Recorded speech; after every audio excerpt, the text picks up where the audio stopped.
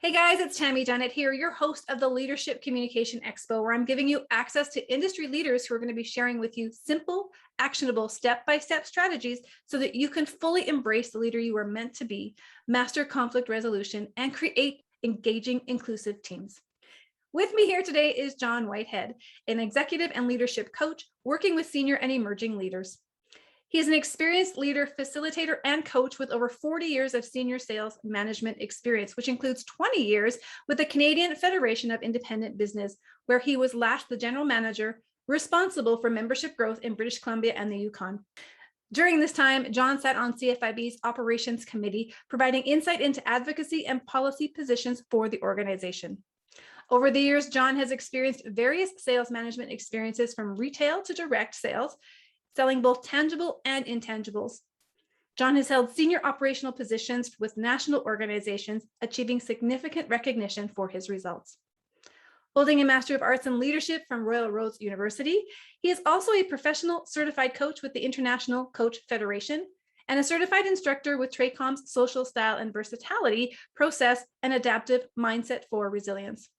In addition to this, he is also a level 1 facilitator and LPI coach with the Leadership Challenge. John was also an adjunct professor at UBCO School of Management and continues as a corporate trainer with Okanagan College's School of Continuing Education. And on a personal note, John has lived in West Kelowna since 2004 with his wife, Nikki, and he loves the fact that he can do everything he needs to shop, exercise, and learn, be entertained during COVID, vacation right here in this beautiful community. And today we're talking about mastering leadership. It's all about self-awareness first, why soft skills, and the importance of interpersonal communications. Welcome, John. Thank you for having me, Tammy. It's great to be here. Thank you. I appreciate you spending your time with us today to give us your insights, having all this experience that you're bringing to the table. You're right. When I listen to you reading that bio, and I'm saying, oh my goodness, what the heck? That's a lot. But you mentioned that over 40 years of sales management experience. I often joke, yes, I did start very young. But it is, isn't it? I think back in my early years when I was first entering the workforce and how frustrating it was that people were looking for experience. People say, do you have experience in XYZ? And at the time, I struggled with that. But now looking back, I can see how that accumulated experience is what actually is helping me do what I do today in my coaching practice. Yeah. And that's kind of like full circle. It reminds me of years ago. I'm dating myself here now too, but it reminds me of years ago. I don't have a job, so I can't get experience.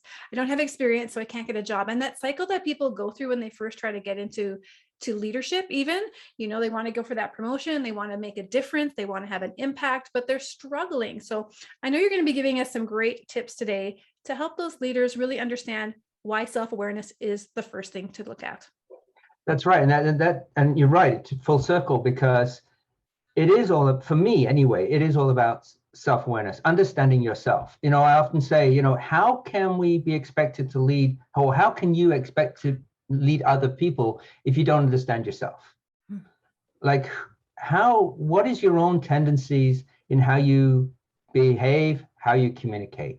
Knowing that first. And so that's why my why, if you will, bringing in Simon Sinek's work here a little bit, my why is that I know that increased self-awareness leads to transformational change. In other words, if you need to make those changes, if you need to make those shifts, it starts with really, really, really knowing yourself. That's powerful. And for me, when I did my graduate work, my leadership work at Royal Roads University, they actually did put us through the ringer quite a bit just on that. Like, I remember my academic supervisor continually sending me away saying, nope, you're not there yet. You haven't got it yet.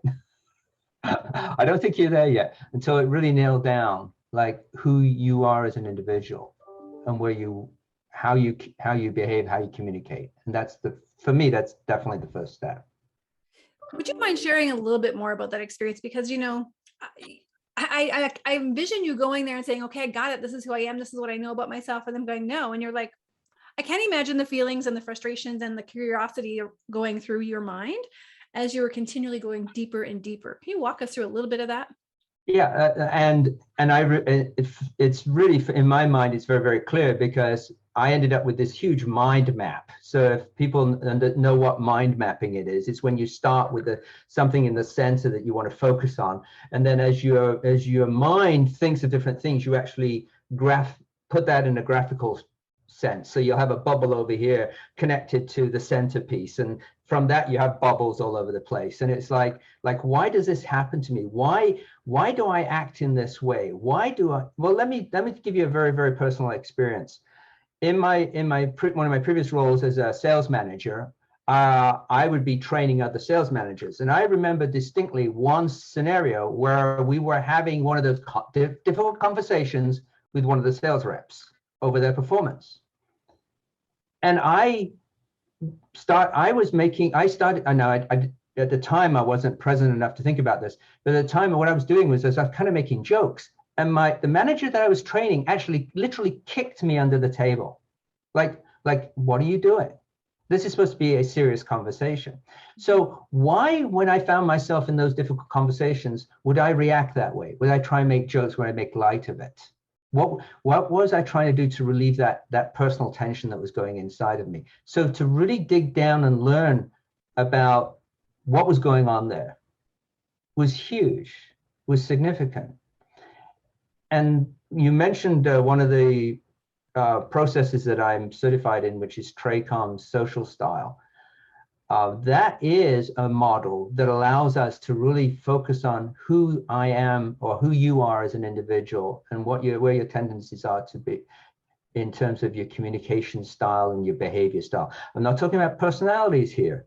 I'm talking about your behavioral style, understanding that first and foremost. And so when I figured that out for myself, I figured, okay, that's why I did that. That's why I was doing that. It was to relieve that personal tension that I was feeling, and releasing that personal pressure. And then now that I understand that, so it goes back to knowing yourself, right? Once I understand that, now I can work on how to resolve that, how to solve that challenge, so that when I'm in those situations again, I'm not doing the same thing. I'm not falling into those traps. Does that make sense? For me, it absolutely makes sense. I do a lot of the same. I will crack jokes and try to make light intention. But I feel like you took us on a journey and you left us at the cliffhanger.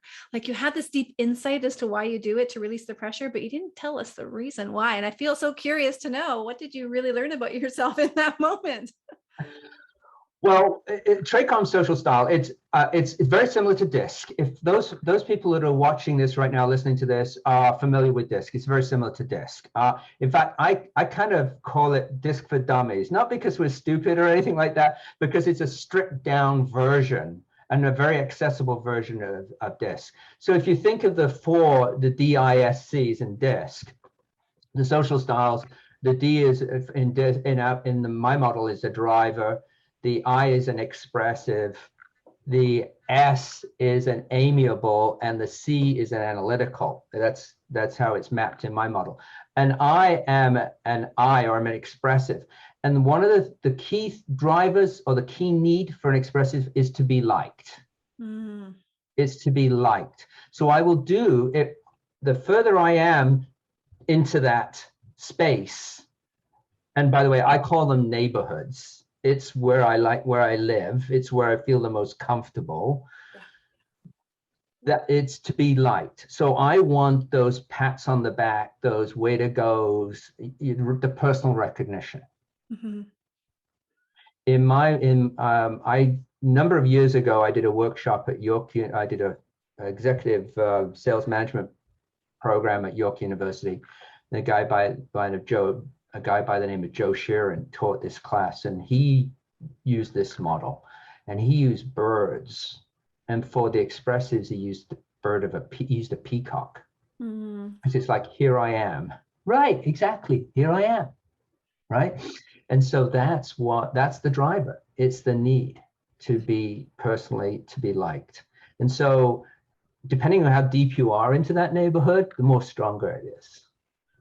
I love the neighborhood vision. And it's funny because I use that sometimes in my own model to describe the 4 quadrants that I teach about conflict engagement styles. Yeah. But what I like about the neighborhood is people can visualize what they're most familiar with, what they're most comfortable with, those routes that they always take without even thinking about it.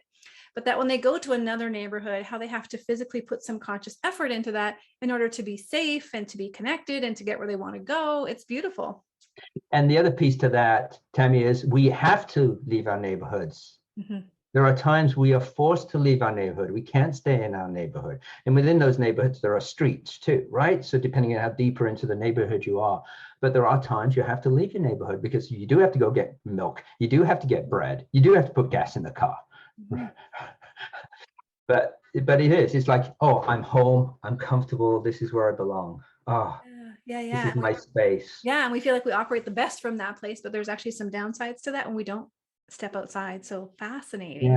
Yeah. So the ability to move and operate in those neighborhoods in the Tracom model is called versatility. So how versatile am I? How am I able to connect with those people in those neighborhoods? So knowing yourself is that first step. The second step is then recognizing other people and the neighborhoods that they live in. So do I recognize somebody who lives in that analytical space or the C space, the C space? And then what do I need to work with that person? And often when I'm doing my workshops on this, I'll use the example of, as an expressive, when I come home from IKEA, I open the flat box and I just start putting stuff together. I did that at a workshop once, and somebody on the other side of the room literally screamed. I mean, had a visceral reaction to it. Why? Because their neighborhood is the analytical space. What do they do when they come home with that box? They take all the bits and pieces out, they count them, make sure they're all there, they get the instructions out. Yes, I might have to take a back of a chair off and put it back on. Right? But now put those two styles together in the workplace. Yeah, there can be a lot of tension between those two. Right. So understanding where I am, and if I know that I'm going to be working with somebody who's in that neighborhood, what do I need to do? What are some of the things I need to do? I need to slow it down a little bit. Mm-hmm. I have to give them the space. I have to let them figure out some things, right? Rather than me wanting to go off and do it and have fun doing it. It sounds almost like they need to tap into, so I'm anticipating your model similar to mine, that we know each neighborhood, we've been there, we're familiar with it, but we don't like to stay there, which is why we always come back to our home.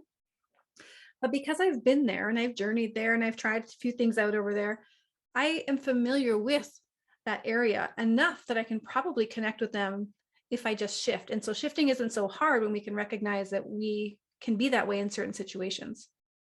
But that is a conscious thing. Yes. That's raising your awareness. Mm-hmm. And we're going back to the self-awareness piece. It's raising that awareness. I use, and I'm not sure where I heard it first. I know Marshall Goldsmith uses the term, and that is the platinum rule. Now, we all know what the golden rule is. The golden rule is we treat other people how we want to be treated. It's how we're indoctrinated in JK. Mm-hmm. You know, hey, little Johnny, why did you treat Tammy like that? Is that how you like to be treated? Well, right. No. But I introduced the platinum rule, and the platinum rule says you treat people how they want to be treated. You treat people how they want to be treated, not how you want to be treated. So recognizing that this person's in that space, in, let's say, the analytical space, what do I need to do for that person? What do I need to provide for that person?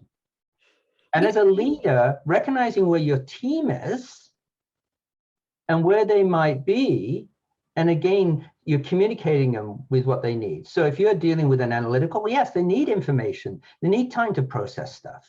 If you're talking to somebody who's in the D space, they just want the results, right? Just if you've got a 30-minute meeting planned with somebody in the D space, plan for 15 minutes, because after 15 minutes, they're on to something else. So recognizing those things. If you're working with somebody who is in the amiable space, the S in the DIS model, you know that for them, it's about relationships, it's about teams, it's about getting along. So be aware of that.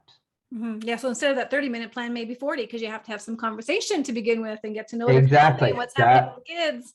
That's what they want. Yes. right? That's what they need. So the key difference between my neighborhood and the amiable neighborhood, and I'm married to an amiable, is that for expressives, for myself, for the peacocks, we need that personal attention. It's all about them. For the amiable, it's about other people. Yeah. So one of the challenges with an amiable is they tend to acquiesce a lot.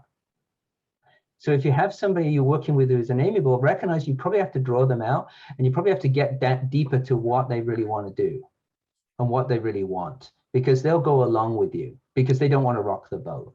Well, and I was just going to say, would that personality preference, that home kind of feeling, be difficult to understand when they're actually experiencing conflict and tension? Because as a leader, they're the ones who are saying, yeah, this is great. I want to make sure we have harmony.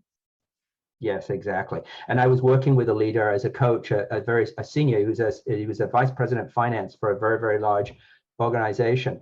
And he was in that space. That's where he lived. That was his neighborhood. And that was one of his challenges, was having those difficult conversations with people. And, he wanted everyone to get along. So what I try and do in my coaching practice, I try and get them to come up with some sort of icon or word or image that they can use. They can put themselves in that space when they have to have those conversations, when they have to move out of their neighborhood. What do they have? And he was a collector of ball caps, baseball caps, which I noticed in his office. And so he came up with this himself. He came up with the idea of putting on a cap with an L on it. Now the L didn't stand for loser. It stood for leadership. And as he put on this cap, he was saying to himself, my role requires me to. Oh, love that. I hope people are listening or writing that down. I think that statement right there is going to be something that's transformative. Yeah, my role requires me to do ... So he was able to put himself in that space and move himself out, right? And have those conversations. So it's all about, again, the self-awareness, knowing who you are, but then knowing who you're working with and who your team is. And how you tend to behave in those different situations is important. And often, for your listeners out there, the people who are watching this, if you go home at the end of the day and you're just totally wiped out. I mean, you're rung through the ringer. If you reflect on that day, 9 times out of 10, it's because you've had to operate outside of your neighborhood. The energy it takes sometimes to do that. For me, the energy it takes for me to work in that analytical space. Yeah.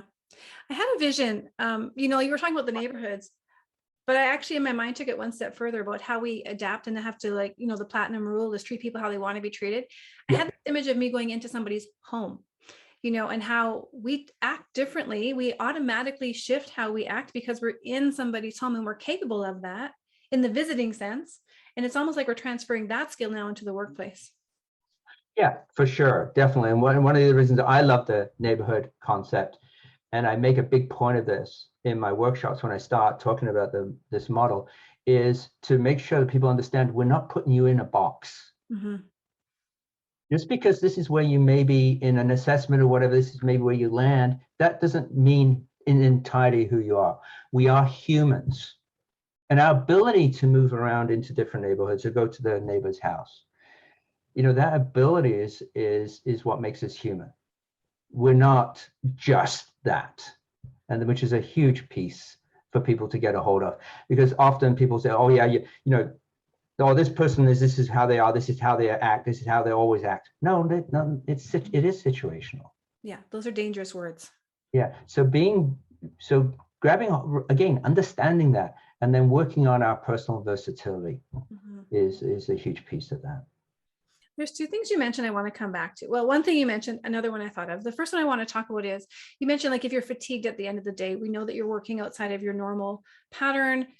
What are you seeing in terms of trends with COVID? I think there's we've talked about people fatigue now. We've been isolated for so long, and that fatigue is maybe setting in sooner. Have you seen that and experienced this? I don't know. I think about what I would like to say about that, maybe this does fit, is that the separation that we've had in working from our homes and not being connected to people is the bigger piece. For example, I work with a lot of organizations that, yes, everyone went into isolation. And the piece that was missing was what I call the water cooler talk. Mm-hmm. The water cooler talk. I think that's where people are really missing. So COVID, we hear a lot about people doing what you and I are doing right now, using, this medium to have these meetings and these communications. To a point, okay, but you still need that personal interaction. We still need those personal contact. And what we're missing is that is that the cooler conversation. I was listening to a radio interview the other day, and the individual said something that I thought was very telling. And he said, one of the things they're noticing because of the separation is the lack of collaboration. Mm-hmm. And where that's showing up is in patents applications. During the Spanish influenza, apparently patent applications dropped, and they're seeing the same thing with this pandemic because of a lack of collaboration. It's needed for creativity. It's needed for inspiration. It's needed for all that. Yeah. Right, which is a telling sign. So, yeah, I think that's where it is. So people are now with anticipation looking about getting together, because you walk down the hall in the office and you stick your head in the guy's cubicle and say, hey, what about? Yeah. Some of the best conversations that I had in one of my roles was, we called them kitchen talks, because you go to the little kitchenette, you grab a coffee, you bump into somebody, and you stand there for 10, 15 minutes. And some of the blue skying, creative thinking that happened in that space was amazing. And that's what we really, really lost, I think. Yeah. Yeah. And, it kind of comes us back to the neighborhoods full circle, right? If you stay in your neighborhood, you're also missing that opportunity to learn and to uncover gaps maybe that you can't see without having had that conversation with somebody in another neighborhood. Right. Exactly. Yeah. Fascinating. The other thing I wanted to ask you about, so my son and I were talking about authenticity. There's all this talk about coming to work and being authentic. And my son said to me, he goes, Mom, nobody's authentic. And I was kind of like drinking the Kool-Aid of authenticity for a while, going, oh yeah, no, I want you to be authentic. And he's like, nobody's authentic. You shift with me, you shift with Dad. Like, we're always shifting. How does authenticity play into your coaching or your model? That's a really, really good question, because I think, again, it's internal, right? When I'm working with clients, often they'll start talking about this person in their office, that person in the office, and I'll say, well, let's bring this back to you. Mm-hmm. How are you feeling about that situation, or what's happening to you in that situation? So to answer you, I think it's really about again, going back to really, really understanding yourself. I mean, who's to say somebody's being authentic or not being authentic? I was having this conversation with somebody the other day, and the scenario's not coming to me right now, but I remember saying to him at some point, how are you viewing that? Are you viewing it through your lens or their lens? Because he was something about another individual and how they were behaving, how they were acting. And I'm saying, whose lens are you viewing that through? Well, of course, he's looking at it through his lens. Well, do you know what's going on in that person's life? Do you know what's happening in that person's world? No. How can we know unless we ask, right? And then whatever. So I think we can only be true to understanding and true to ourselves and knowing ourselves. They're walking in our own shoes type thing. But again, looking through our own lens is how we see things. And often we get caught up in this cycle of wanting to impart how we're thinking onto other people. So often one of the things, I'll stop somebody and say, oh, I want to ask you a question as you're talking about this. Is this something you can control? Or is it something you can't control? Is this something, because there are things we can control, there's things we can't control. So is this something we can control? So I think the authenticity is being authentic to yourself in the moment. Mm-hmm. And going back to what I talked about, the different neighborhoods, if I know I'm going to be spending time with somebody in the analytical space, since we seem to be using that example a lot, sure. I know I have to be ready for that, be prepared for that. So for me, bringing my authentic self to that is placing myself in the position that I can be, how I can best serve that person. Think about emotional intelligence. And I think of the 4 levels of emotional intelligence. And for me, I use the Sparrow and Knight version, which says the first step is knowing yourself, understanding yourself. And then it's controlling yourself, right? Like learning to, how you learn to tolerate other people's behavior without becoming tense. So, right? And that's recognizing where they are. So that, which is the 3rd step, is knowing others, right? Observing others, people's behaviors, learn about their tension levels, and then do something for them. That's the 4th step. So know yourself, control yourself, know others, do something for others. That's the platinum rule. So talk about authentic. I know I'm being authentic if I'm doing that. I love that. Does that make sense? Yeah, you know, I think that was a really beautiful way of tying in that authenticity doesn't mean you have to always stand in what you think is happening and what you think is real. It's about being authentic to your curious self. It's being authentic to your creative self. It's being authentic to your analytical self, and honoring those little pieces of you, but knowing it's going to take more work and effort to get into those spaces sometimes, and honoring that in yourself as well, I think is maybe where authenticity needs to go in the workplace, is just saying, this is a lot of work for me. I maybe need more breaks in this conversation because I have to put a lot of effort into it. That to me speaks like what you're trying to share there.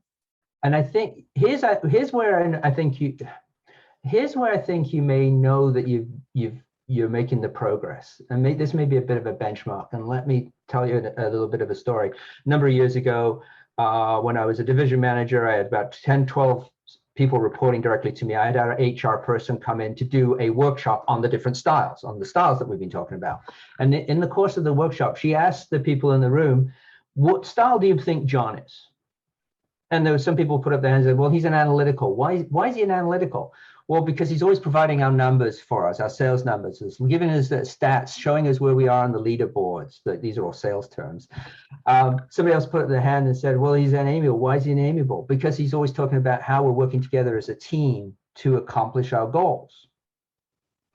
And the point she ended up making was, the amiables were the ones that said John's an amiable. It was the analyticals that were saying John's analytical.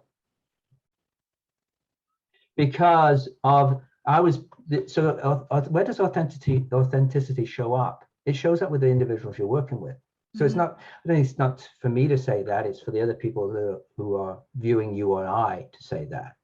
And how powerful that they see in you the bits that they see in themselves first. And that's because that's where you're making those connections, right? That's where you're making those connections with people. And so you want to be in those spaces as best you can. Now, one of the funny things happens, and it happens all the time. I will get somebody in a workshop say, well, I don't have time to figure this out. And I said, here's my words of hope. My words of hope for you are, if you consciously practice this, and I give them just a little tip on how to do it. If you consciously practice this over time, it will become automatic for you. And so I say, if you and I were to meet a year from now and we're having a conversation and you were talking about a situation you were in, and I stopped you and said, I'm curious about why you did that way, or why did you say that to that person? You'll end up having to re-engineer it because you figured out, you're already doing it automatically. Oh, that person's a driver. That means I have to do X, Y, Z. Well, this person's amiable, so they need this. So over time it will, but again, going back to something you said earlier, it's a conscious effort that you practice. Yeah. Now, you had mentioned that there's a real quick way to determine how to identify, and I know we've talked about the different neighborhoods and stuff, but what is the way that you would help them to determine this really quickly? Okay, so there's 2 dimensions, and if you're a DISC follower, you'll understand this.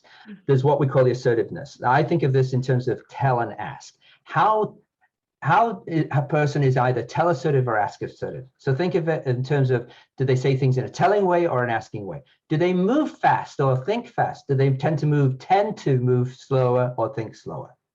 Where are they on that scale? So if I was to ask you, Tammy, think somebody in your mind's eye right now, the conversation you had with them the last time, Did they say things to you in a telling way, or did they say things to you in an asking way?